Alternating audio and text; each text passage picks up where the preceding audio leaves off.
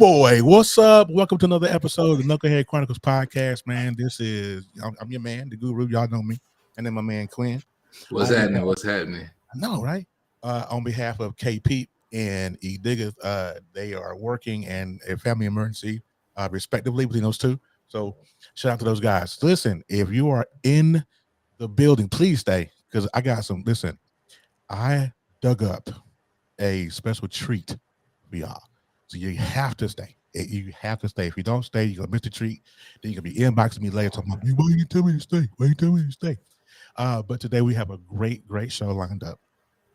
There are three topics that we're gonna get into today. We're gonna get into Roe v. Wade, of course. So that's the big hitter. We're gonna talk about Bishop Dwight Reed here in a little bit. Those of you that don't know him, we'll get to know him real good. And the topic for today will be, there is no hate like Christian love. That's the topic for today. We're going to get into that. So before we get into that, I want to say, what's up, Quinn? How was your week, brother?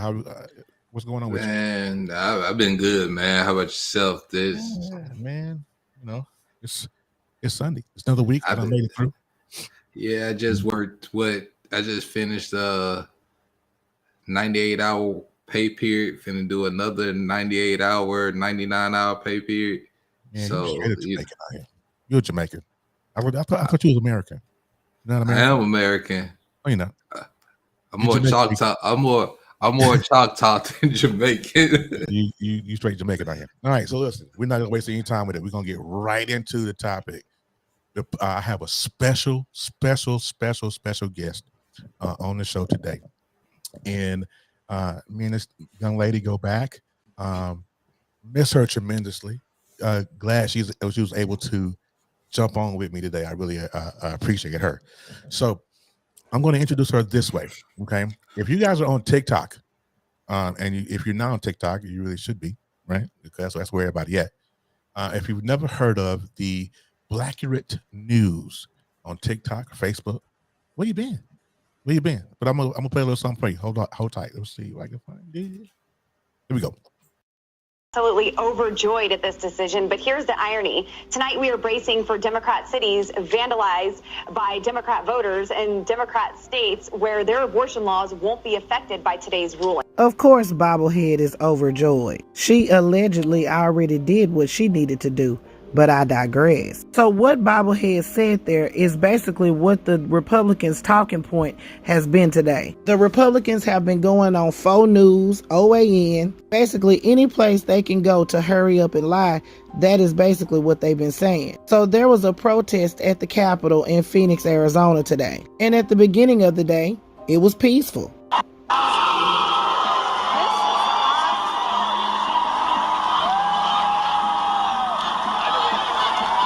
They peacefully marched to the Capitol and chanted and protested, and everything was all good. But then this happened.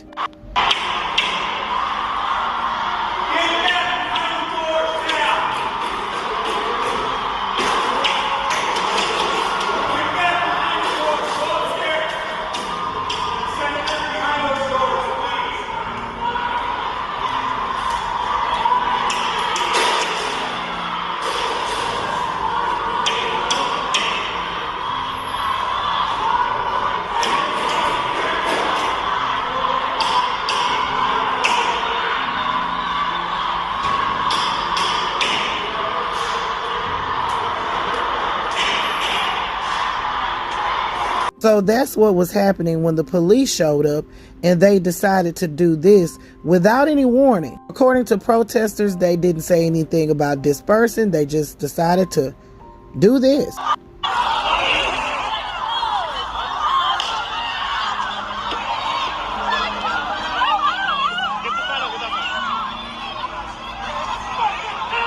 So, of course, faux news reported it like this. Arizona abortion protest. Police released tear gas. Lawmakers held hostage in the Senate building. Child. Anyway, so they fired the tear gas. But, baby, them protesters, hell no, we won't go.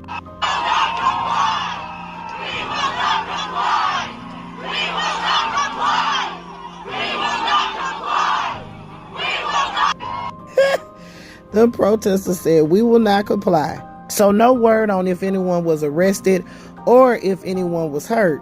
But of course, I will keep you guys updated to any changes. But this is breaking news. Look, if they didn't do anything about the front and dump tank sniffers breaking down fences and hitting people with flagpoles and bear spray, a little rattling of the doors ain't gonna hurt nobody. But let's remain peaceful. Don't do what they think you're gonna do. Let's keep it G-rated, players. Put your thoughts in the comments. This is Double D. All right. So now, if you guys don't recognize that commentary and don't know who, when you hear "Hey Player," or when you hear Lauren Bobblehead, or when you hear anything like that, you don't recognize that voice, you are in the wrong line of work. Okay. Who I have today is my special guest, Miss Tiffany Jones, aka Double D Mother. She is the creator of the Blackerate News Network over there on Facebook and everywhere else for that matter. So everybody give her a standing ovation. Round of applause, all that for Miss Tiffany. Hello. Hey, players. Hey, play.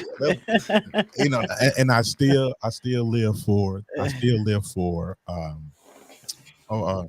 what a disgrace. I declare, honey, what a disgrace. I think everybody else likes it now too. I'll tell you, Brianna, that she done made it big too. She's on, what was that? That one, I saw your TikTok last night, and it was, you had made some reel. The Daily Caller. That was my liberal tears. And then NPR. I was on NPR. I was very happy about that. National Public Radio. That was pretty cool. I was shocked about that one. That's pretty dope. So this is what we're gonna do. And the reason why I brought Tiff on, because I told her the other day when I texted her that nobody can bring home a point like Tiff Jones. Not be it, you know, I don't work with her and all that. I know what she can do. So we're gonna get into the Roe v. Wade conversation, okay? Because that is the burning topic of the country. Miss Tiffany, when I saw your TikTok, and I got that one too, but I didn't play that one when you broke the news that they had overturned it.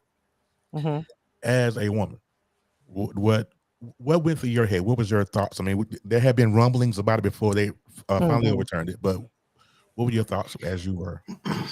I mean, I had already worked through my emotions with it, but I'm just gonna go back to when I heard the leak, because honestly, the leak was where I had the first initial shock of it. Like, you know, as a woman having no rights to your body autonomy, it's disgusting, you know. But as I'm sitting here as a Black woman, I have to say that Black women have not had control over their body autonomy for a very long time. I mean, going back to slavery, we could talk about that. You know, I've been telling people, and I'm just going to keep it a stack with you because I can't be any other way. This overturning of Roe v. Wade is not about the Black woman's uterus. This is about the white woman's uterus. And I don't know if you have any white listeners here, but hey, I keep it a stack with my white players, so I'm gonna keep it a stack with yours. This isn't about the Black uterus. This is about the white uterus. The Black uteruses have already been in the kitchen. We have already been involuntarily sterilized. We have already been forcibly pregnant or made forcibly unpregnant. We've already been in these situations. What this is about is the control of the white woman's uterus to make sure that they are pumping out those children, because at the end of the day, we have to be honest and say that the white population is decreasing. And I'm talking about Black women, we're not having the abortions at the alarming rate. If you look at the Planned Parenthood, I'm not going to say alarming. I'm going to say a higher rate. So I'm going to backpedal on that one. But we are not having the abortions at the higher rate. Black women are not. Even women of color.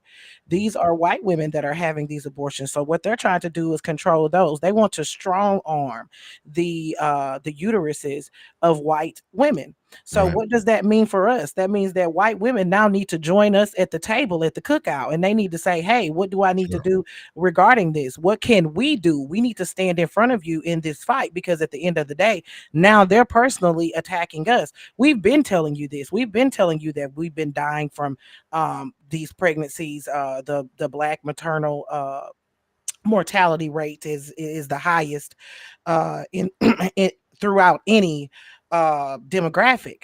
So when I first heard of it, I thought, well, a white woman's mad. And Somewhere. yeah, they're mad. What's They're up, gonna man? be mad about this. Absolutely. I you know, when I first heard the rumblings about Roe v. Wade, Hmm. I was like, well, they're not going to overturn it. It's been standing too long. I mean, it's one of those. It's been up for what 50 years, something like that. Hmm. And I have daughters, and so for me, do this for me, Tiff. Break down for me what, for those that are listening that don't understand really what Roe v. Wade meant, the law itself, and how it fits into the overturning. Well, Roe v. Wade is basically giving you the constitutional right to have an abortion, meaning you have the constitutional right over your body. Back in 1973, Roe v. Wade was taken in front of the Supreme Court, and that was when RBG was there. That's Ruth Bader Ginsburg, Justice Mhm. Ginsburg. That's when she was there. And basically, what they were arguing is that the ability to have and seek an abortion legally should be a constitutional right, and they ruled in favor of that.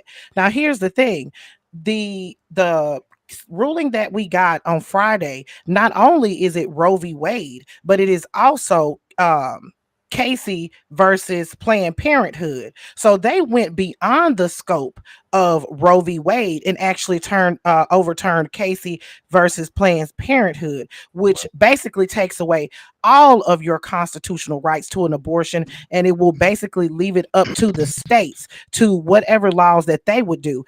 Basically, what the justices were saying is that this needs to be determined by the states themselves. So anywhere you go, there will be a different law based on what state you live in. But what Roe v. Wade and Casey versus Planned Parenthood does is made it a constitutional right. They have stripped that constitutional right away and said, hey, you no longer have this constitutional right. Whatever your state says you're supposed to do, that is what you're going to do, period.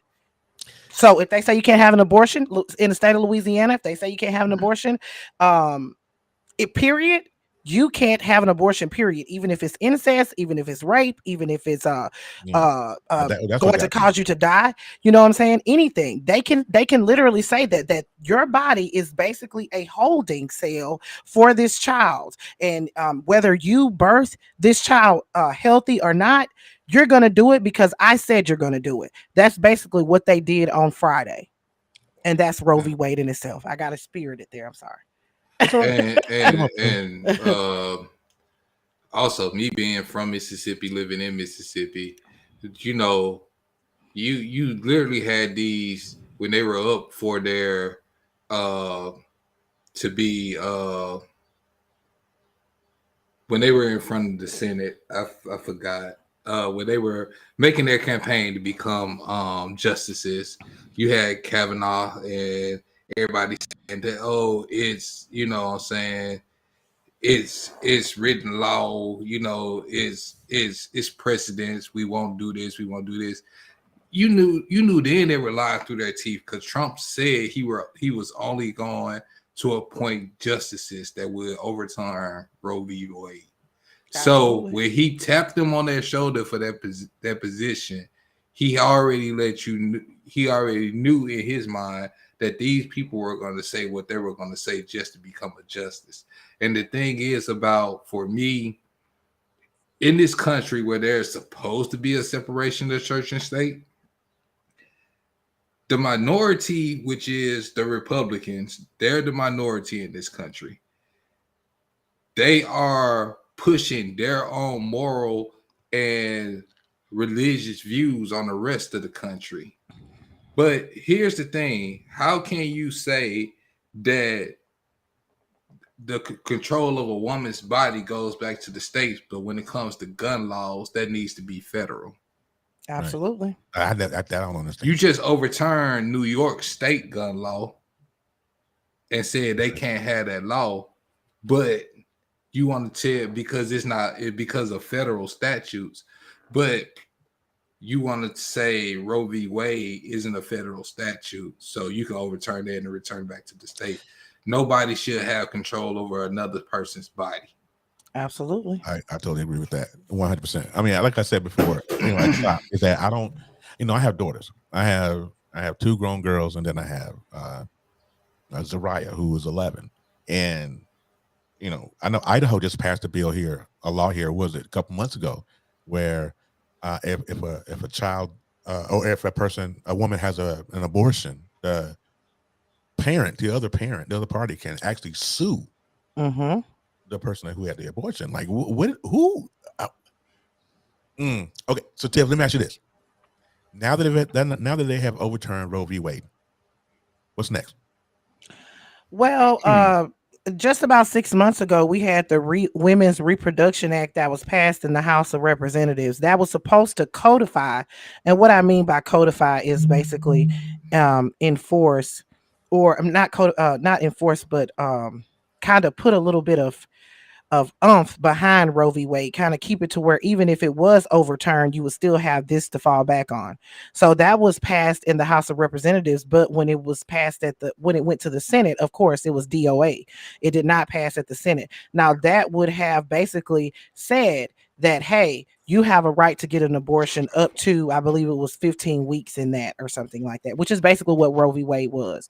So what's next now is, number one, they could go back and redo that vote at the House, maybe tweak it a little bit, and they could re-present it at the Senate. They're going to have to be able to get rid of the filibuster in order for anything to happen. That's not going to happen. But we have a very important election that's coming up in November that even if they do it, I mean, if we don't keep control of the House, it's not going to matter. You know what I mean? You have to gain seats in the Senate also. Yes, we definitely is there a need possibility of that happening? Not in November. Not in November. Not in November. We're gonna have to wait to 2024 for that, because I don't think anybody is up that will flip a seat is up for up for grabs. But in the House, we could lose the House, definitely.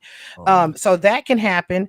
Also, I just want to bring this to your viewers' attention. If you know any nonprofit organizations that are supporting abortion rights, like the travel for the people that's going to be living in these states that are going to have to travel to other states. Like if you're in the state of Louisiana, Mississippi, you're going to have to go all the way over to California, or even farther beyond that to gain access to an abortion. So finding your nonprofit organizations that are going to be supporting that, also supporting the businesses that will be funding travel. Nike is one. They will be funding. They have put a travel reimbursement. Levi, Dick's Sports. Goods, There's several. Chase Bank, they're actually going to be supporting those businesses that do have that. Now I'm not going to tell you to go out and just support just because of that. You need to look at some of the other things, because because they're supporting that doesn't mean they're not strong arming something else. So definitely doing that. But that's basically what's next. If Congress wants to act, they're going to have to pass some kind of law. I highly doubt that it would happen.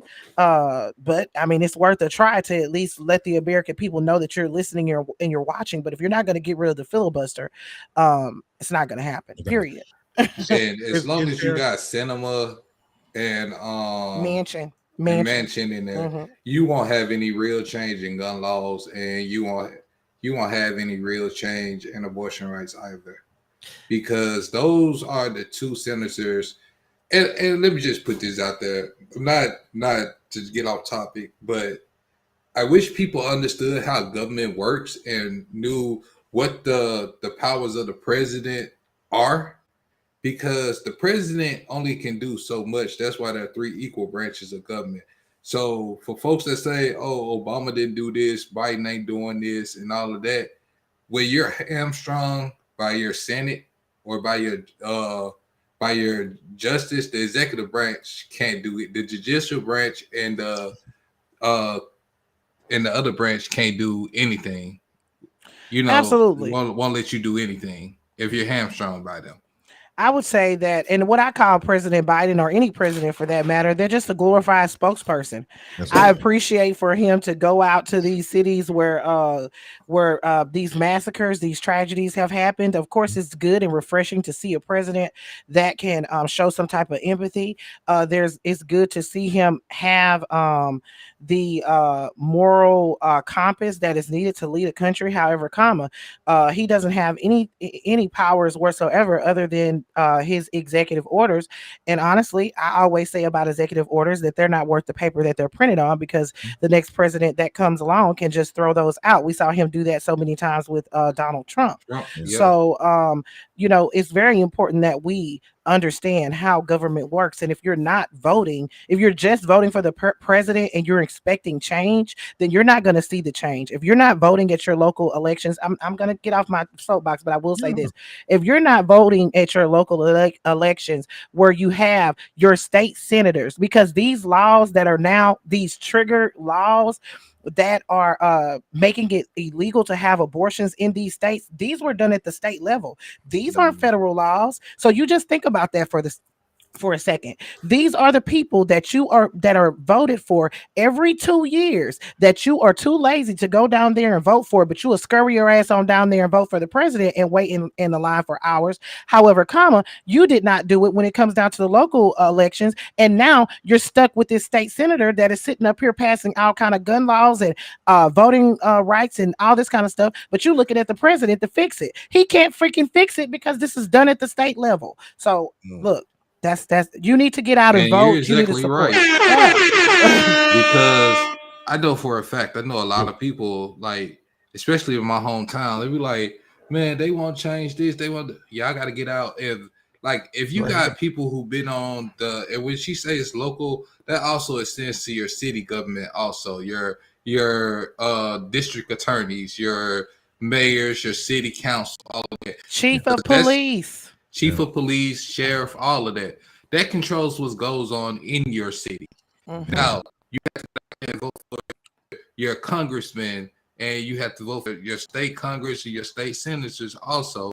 Also on the national level too. We have to take advantage of all these different blocks of voting. That means going to the primary, doing the primary voting also, because I know a lot of people, especially in our community, why I'm gonna waste my time going voting? They ain't gonna do nothing for us anyway. The thing is, you have to put people in power that has the same mindset as you. Yeah. And we have the numbers to make change, but if we don't utilize our numbers, then what can we complain about? Exactly. Y'all know me. Both of y'all know me. Y'all know I'm very simple. I'm very simple. This is how I feel about it right now. Hey, bro, come on now, dog. Come on, man. So we're gonna go ahead and move right along to our next topic. We're gonna listen. Before I want to ask Tiff, can you stay on you stay on with the next topic? Yeah, I'll stay on, but you know what, y'all go talk about Bishop, and I don't know who that is, but I'm gonna listen to y'all. Okay, we're gonna get into it. No. I'm gonna run video. One thing you taught me while we do get stuff together. So, so here we go. We're gonna talk about Bishop David Reed. David Reed is a bishop out of, I can't remember what state he's in, but he ended up marrying one of his parishioners who was 18 years old, who was the daughter of one of his ministers inside of the church. And so when the minister and when his wife were going through marital trouble, he counseled them.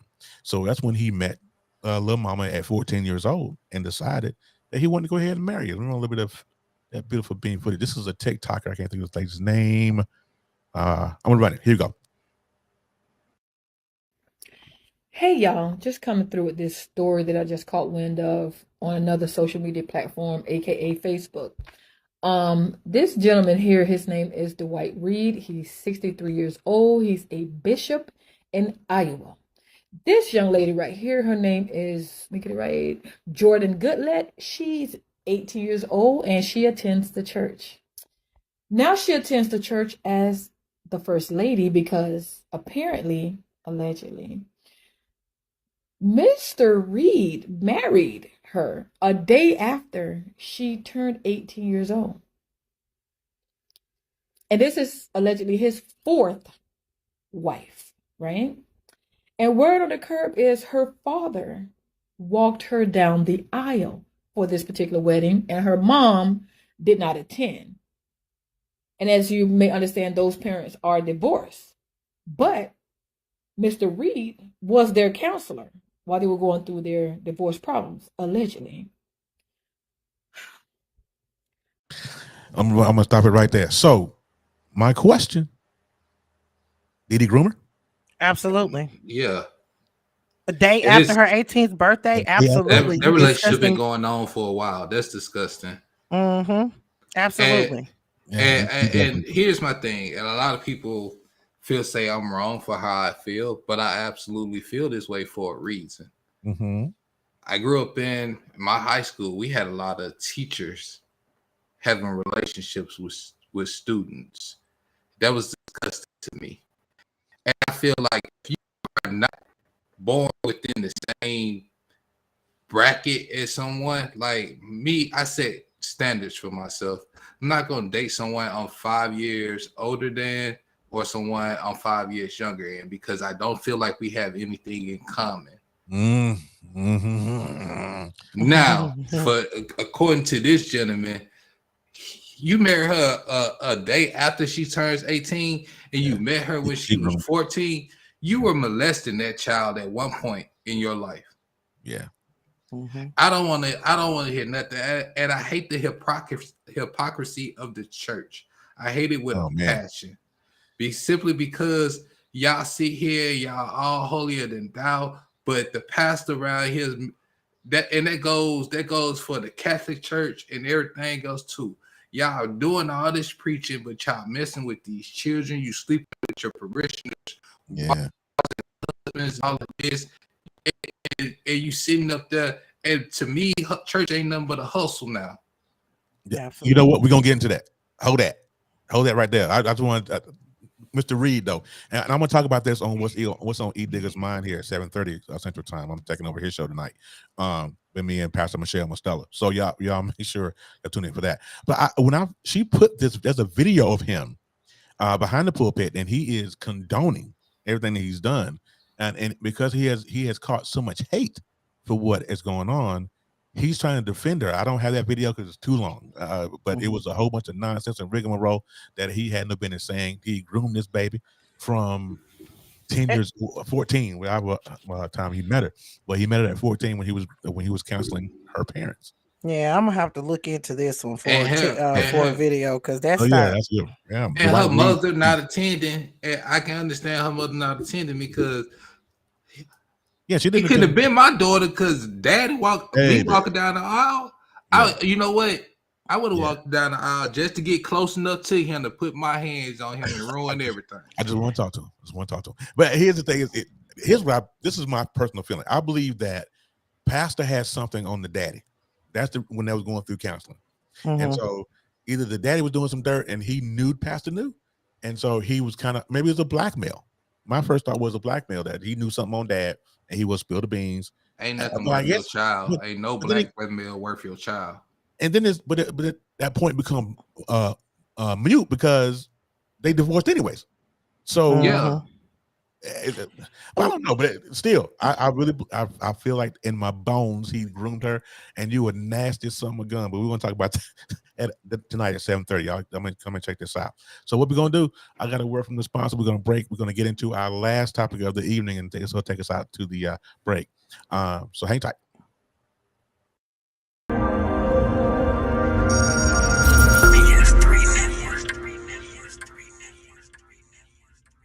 BS3 Network, changing the way you watch TV.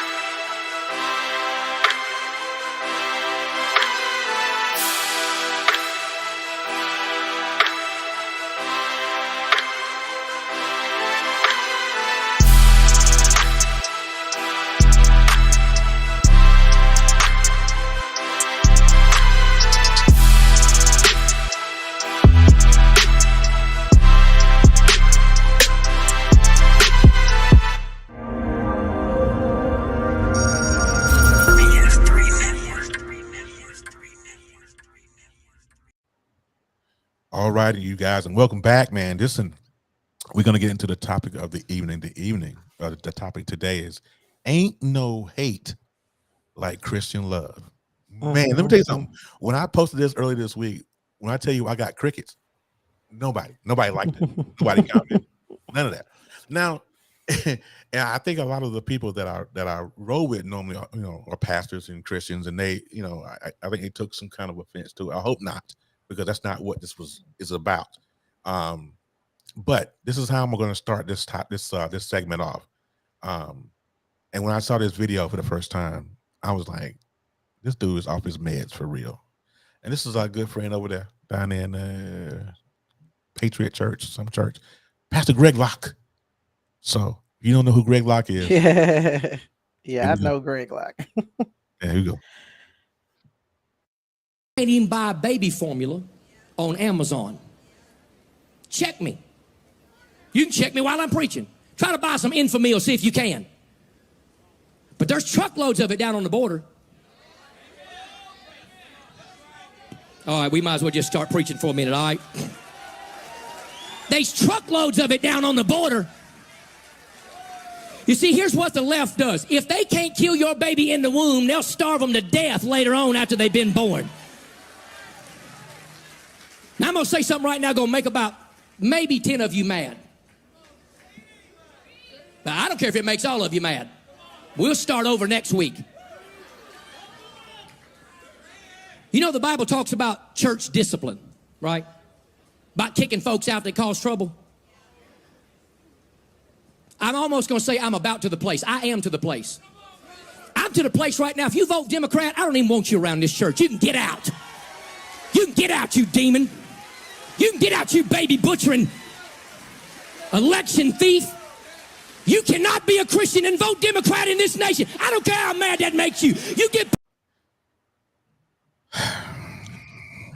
Greg Locke is the same person that sat out there and told people that if they wore a mask or in his church during COVID-19, that he was going to kick them out. He is a disgusting individual. Okay. I don't understand why he's able to have a platform. He's been banned from Twitter, as well as he needs to be banned from Facebook and Instagram. He spreads nothing but hate. That is the most disgusting display that I have ever seen.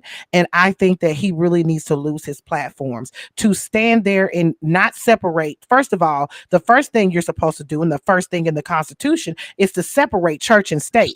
So when are you going to do that and stop this mixing of the two? This is what they do with this abortion stuff. Oh God, all of them are talking about God as they're standing up there, God saving all the babies, all this kind of old stuff. When you're supposed to be separating the two, it is completely disgusting that he stood there and said that. But however, I'm not surprised.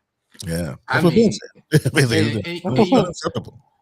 And me being from the Bible Belt is the hypocrisy is what's disgusting. A lot of it. It's a lot of you it. know what I'm saying? It's this. If you do this, you can't be this or this right here. They say in the Bible it says he who is without sin cast the first stone. Well, that's it all day. But I'm just like, it's for me, these type of people who sit up there and quote scripture and do all this, but yet you pick and choose, you cherry pick what you choose to follow. Absolutely. Every time. It's the cherry picking, the hypocrisy and all of that. Because for me, if you want to get down into it, you might as well start talking about Leviticus and what fabrics you can wear, what foods you can eat, all of that. But that's been since the beginning of time. But see, this is the problem that I have with the love-hate Christian thing, is he got up there and lied too. I don't remember. I grew up as a preacher's kid. I don't remember not one sermon that I've ever heard of any pastor, my dad included, that ran with my dad. Not one pastor talk about politics in one iota. Absolutely. It was all about Christ, heaven, Jesus, get yourself saved, all that. Nothing about politics. And just like Ben said, people, they start putting their faith in church. Start putting their faith in church or people. right? Because they get in tune with the person, and then even though the person is morally bankrupt, right, in the church, we've seen that, right, with a lot of these preachers. But it's the difference between religion and relationship. Absolutely. And that's the biggest thing. If we could get out of the whole religion, we're gonna be okay. But so many folks just dabble. I'm Christian, I'm this, I'm evangelical, I'm this, I feel this way. But for that pastor, that man, that clump of sales to get up there behind that pulpit and say, if you vote Democrat, you can't be a Christian, you a lie. You know what I'm saying? One of the comments I was reading on the YouTube when I was downloading that was, the Bible speaks of beware of false prophets, and he one of, you know what I'm saying, one of many. There are a lot of them, and I'm gonna just go ahead and say it like this: I wouldn't trust no pastor of a mega church as far as I can throw them. Exactly. Joe Osteen started that. But, because I'm gonna tell you something that just really made me point out to a lot of my aunties and uncles. Creflo $8.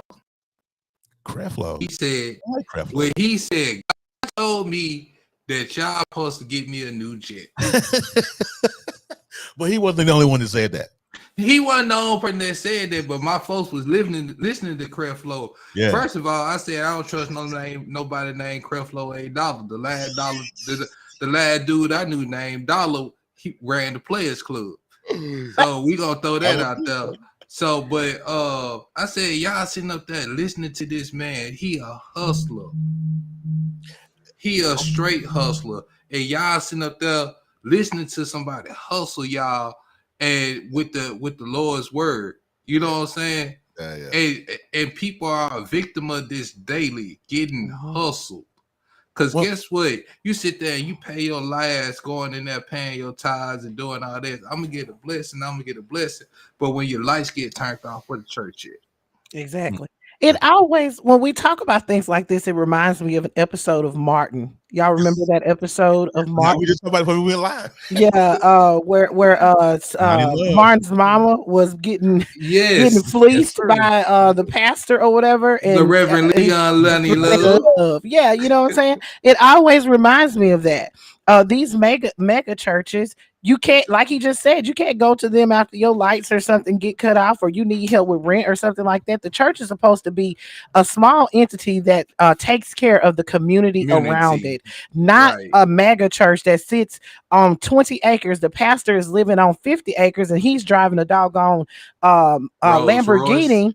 And you look out in the parking lot and you don't see anything but Hyundais, Hondas, and Pintos and stuff like that.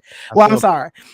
You know what I'm saying? But I mean, come on, compare that to a Rolls Royce. You know, I mean, he's rolling big, and what y'all doing? You know what I'm saying? It's not okay.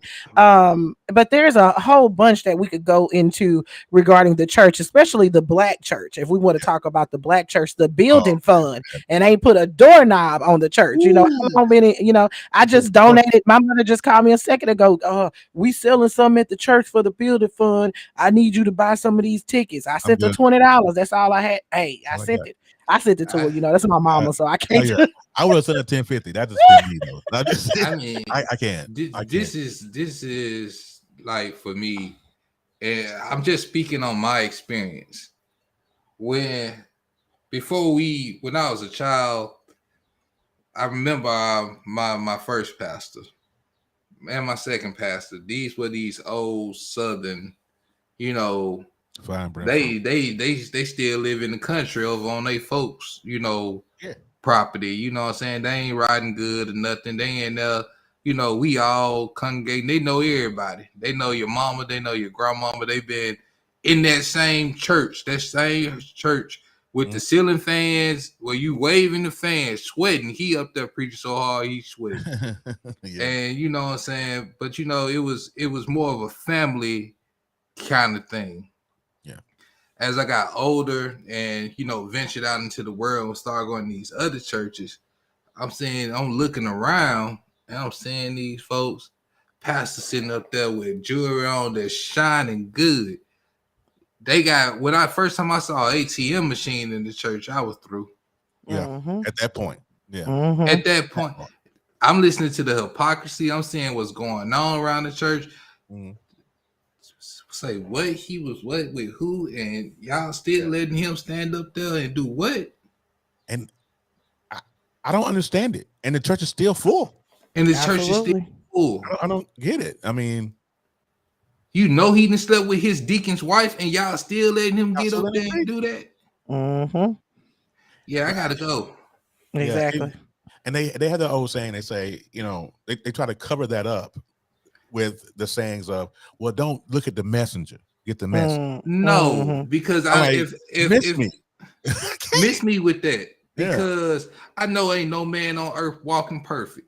True. But if you're supposed to be a shepherd of the word, then you need to strive to live your life in some type of moral, have some type of moral code that doesn't ensure that turns you off from another man's wife, that turns you off from children, that turns you off from all of this stuff that should not be going on. I mean, you look at some of the biggest the disasters and with churches. You know, you look at Jimmy Swaggart, who was one of them. You look at Jim Baker, who frauded everybody. I mean, it's been throughout the history of church, and people are now they're starting to get to the point where they don't want to touch church. They don't want church. So this is what I'm going to do. I got 5 reasons why people stop going to church, and I'm not going to do it in any necessary order. I'm going to do the 5. Okay, and we'll talk about each one. All right. The first one, they're not finding any community. There's no community. There's church has now become, to me, maybe, and I could be wrong.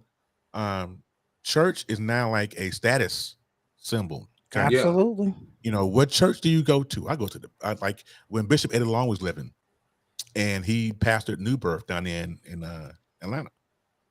What church you go to? I go to New Birth. Okay, and what else? You know what I'm saying? Even like what they're supposed to be to me. Right, Eddie Murphy. Eddie Long was smashing one of his armor bearers. I mean, come on. I mean, really? It's the New Birth way. No. It's not reaching the community. It does, and I firmly believe that. And there is so much in this community. There's so much church hurt. Name one I can guarantee you can name 10 people on both hands and toes that have been through church hurt. They've been, and now me and Quinn were talking about it earlier. You know, we have been hurt by the church, lied to, manipulated, all that. I mean, and there's just no community in the church anymore. I remember when I was little, I went to a missionary Baptist church, and every other Sunday we would get out of church early and we would go out into the community and pass out plates and do all that. There's none of that now. No, ain't none of that. And this is the one thing that bothers me too. We raise money about everything, right? So you sitting up there, they steady patting the collection plate round about everything. I'm still walking to the same church. I ain't seeing no differences. Where is money going? Then they want the pastor. You got to pay the pastor. And then when the pastor anniversary, what the hell is a pastor's anniversary? I don't give a damn about him. It's everybody's anniversary. Everybody get one of those. I don't give a damn about his anniversary, about when the day he started pastoring up in this church, because he get a check every goddamn week. Now I'm gonna tell you this though, in some of the churches, and I believe that the Kojic churches, you know, their pastors don't get paid. Don't get salary. However, they do the church anniversaries, and then they'll do like these love offerings, like maybe once a month or once every couple of months, but they get bank when they do it. You know what I'm saying? They get a big bank. They get enough to sustain for a couple of months, but they don't do salaries. Now, I understand that, but I think it's okay to have a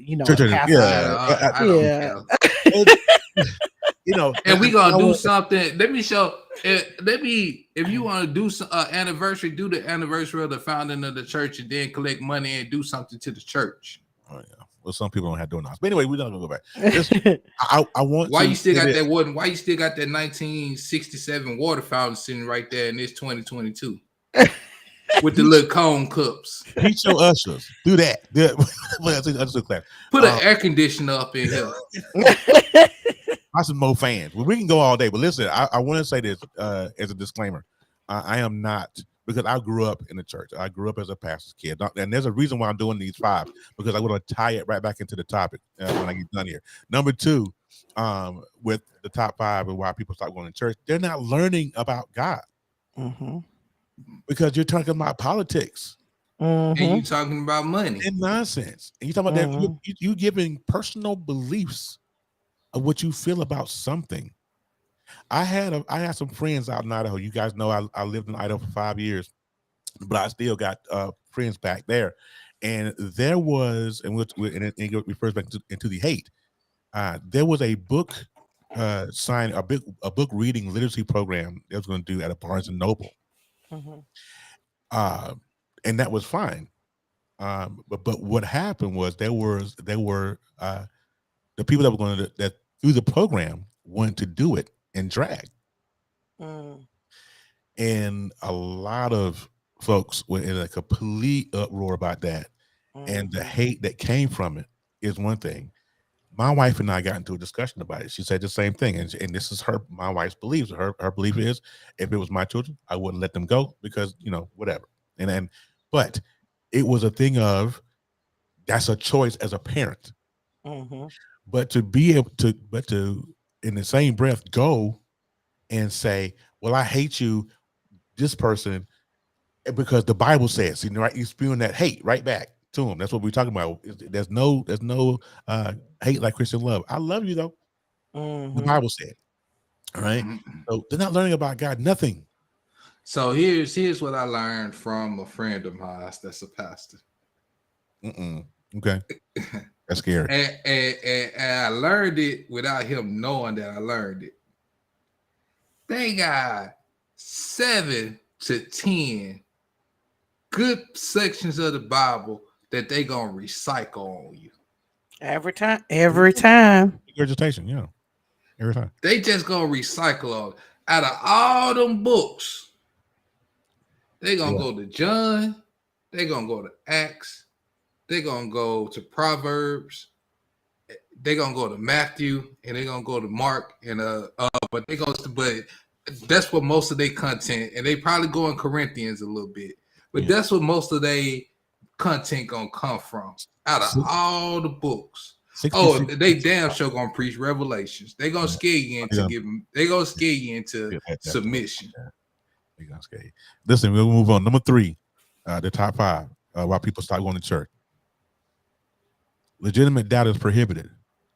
You cannot have a conversation with somebody and disagree with them. I was watching the video before we went live where there was a woman's a YouTube video, Karen, of course, and she got into a full-blown argument with this young man because he would not repent. You don't have that right as a Christian if you are because the word Christian is a derivative of being Christ-like. Correct? I could be wrong. I could be wrong. Yeah, it's the following of Christ, right? But you also have those what a lot of people have because they eliminated the section of they're very small, but they eliminated the section of the Christians, and then Christian has exploded because the Catholics are supposed to be Christian also, but the Gnostics are the Christians that they found fanatical because they also the books of the Bible that aren't in the Bible, they followed those books like the books of Mary and the books of there's a lot of books that didn't make the Council of Nicaea when Charlemagne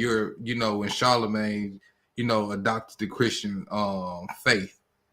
But the Gnostics, they don't subscribe to them, who probably are the true followers of Christ. But because what we get now is the European version of Christianity. Okay, so that's where the hate come from. That's where the hate come from. Okay. Because when the church got into power, the church seen what they can use. When Europeans got a hold of Christianity, they seen how they could use the faith to subjugate people, to manipulate people. More people done die in the name of Jesus, and that's the thing that really gets me. And But I hate the religion has been perverted. I hate this to read. I had a classmate this morning. I was reading his post, and it was an evangelical post. You know how we should not kill babies and all this other good stuff right here. But in the whole post though, you passing judgment. How? That's not what we're supposed to do. We're not supposed to be passing any kind of judgment. You know what I'm saying? But here's the number four reason. God missing altogether in the church. Ain't no I God agree. in this. I Ain't agree. no God in of it. Like how? How can you if you say how you hate your brother, but in the next breath say I love you? Or Jesus said, I did a Facebook Live the other day about it. You're gonna, oh, well, God told me to tell you that you can't be a heathen, you can't be a sinner. Man, please, the Bible says that God hates the sin, not the sinner. Right? So my daddy, when he would preach every sermon, I swear he could have said it in every sermon. He may not have, but it seemed like he did.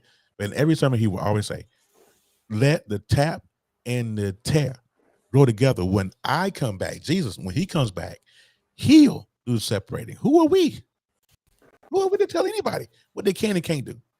Who, you believe that there's only two genders. Okay, that's your belief. But how can you take that belief and say, well, you're gonna go straight to hell? Okay, first of all, anybody to tell you that is just tell them to shut up. How you gonna go straight to hell? Who is you? You going with me? You going with me? We going arm in arm together. But you know what? I asked this once before when I was young. I said, my grandma slapped me in the mouth too, but that's neither here nor there. Yeah. But I said, the Bible don't really mention hell in it. So how they really know it's the Bible don't mention, if you don't really see the word hell in the Bible. It may have been added in the new versions of the Bible, but the old versions we was using, the word hell wasn't in there. So where you get hell from? Yeah, who described it? And next thing you know, don't question God. I ain't questioning God. I'm asking y'all where y'all get it from. My mom used to say all the time, no question God. Don't do everything. I'm asking y'all where y'all get it from because I'm listening to man. I ain't heard God speak to me yet. And and some people that spew that hate, and they say they hear from God, that's indigestion.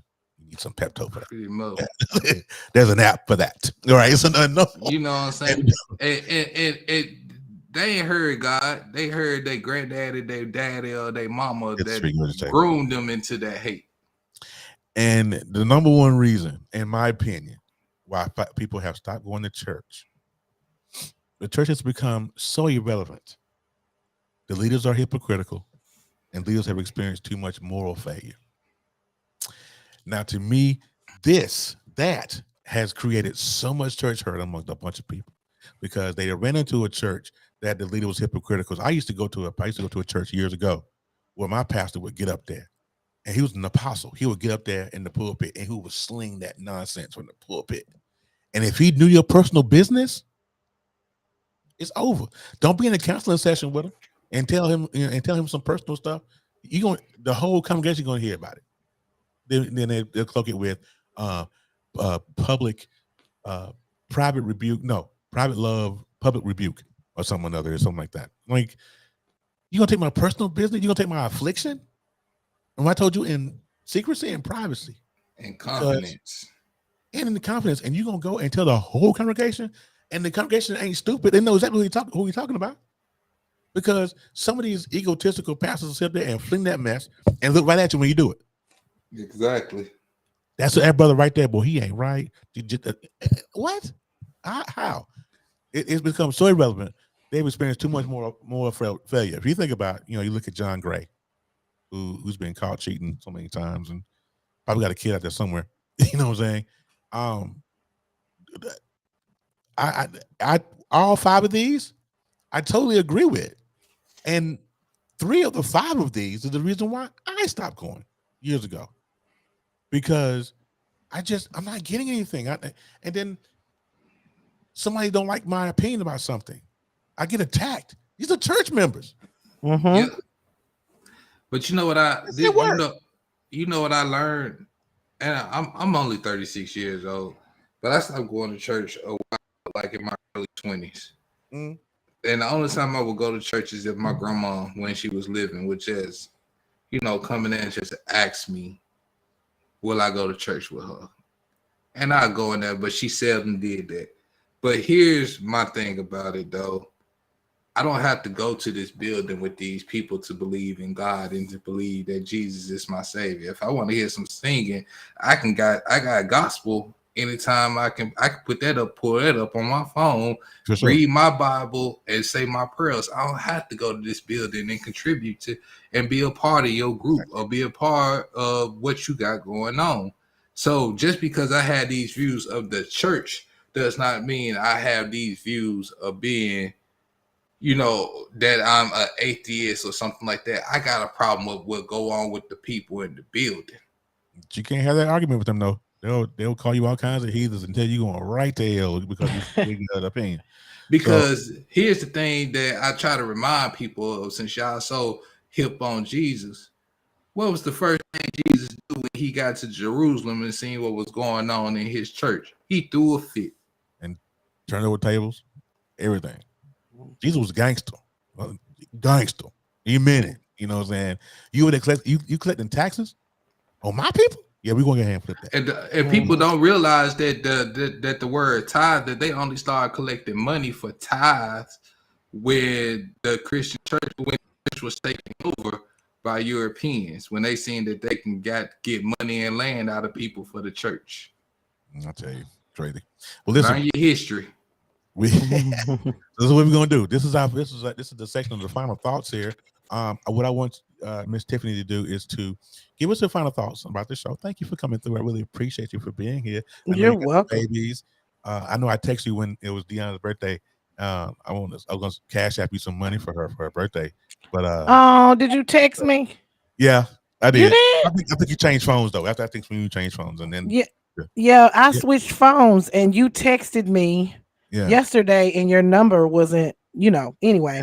So it was good you text me again because I had your number in my new phone because I had to get that old phone, man. Although it hurt me to let it go, I had to let it go. I've been had it for 6 months and never switched.